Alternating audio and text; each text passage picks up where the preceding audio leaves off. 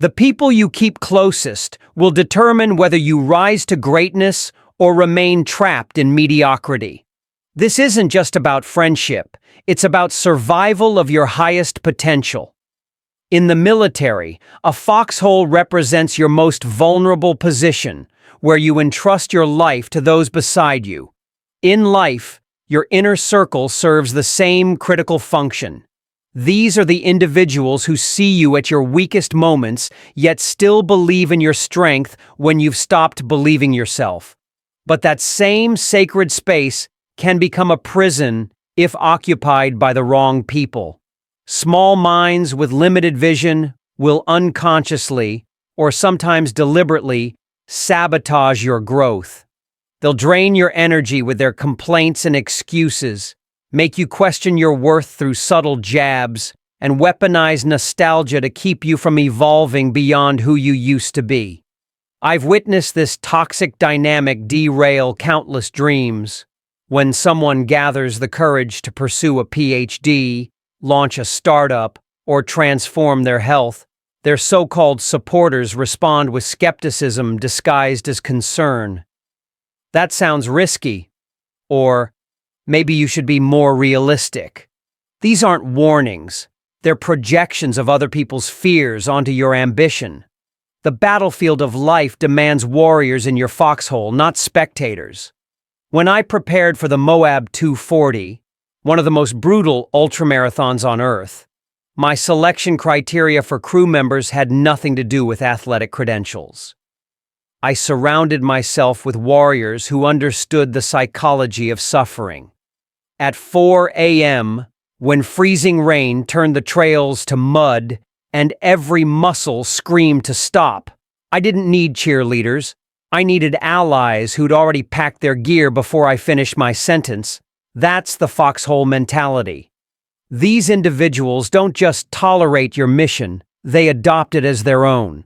They're the ones who will drag you out of bed at 5 a.m. when your discipline falters, who will call out your bullshit excuses with surgical precision, who will physically block your path when you try to quit during the darkest moments.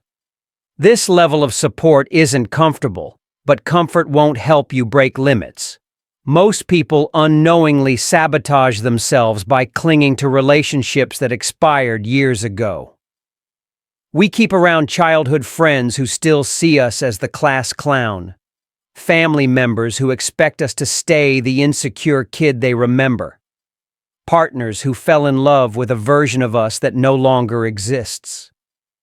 These emotional anchors disguise their resistance to change as loyalty. We've been friends forever. Or, this is just how our family is. But real loyalty doesn't mean enabling stagnation. When I committed to becoming a Navy SEAL at 24, morbidly obese and working dead-end jobs, nearly everyone dismissed it as a midlife crisis, except my mother. Years later, when I collapsed across the Badwater finish line with third-degree burns and dehydration, she didn't scold me for the damage. She honored the purpose behind the pain. That's foxhole love, the kind that strengthens your resolve instead of protecting your comfort. Evolution requires uncomfortable transitions. When I left lucrative speaking tours to fight wildfires for $13 an hour, my wife Kish had to reconcile the man she married with the man I was becoming. Through countless difficult conversations, we forged a new understanding. She learned that my obsession with suffering wasn't masochism, but mastery. Now, when opportunities arise that could compromise my values, she's the first to say no.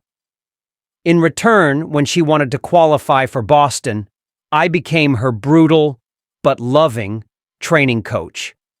This reciprocal intensity defines elite relationships. They're greenhouses for growth, not museums preserving who you used to be. I've watched too many promising SEAL candidates quit because their girlfriend or parents bombarded them with doubt during Hell Week's lowest moments.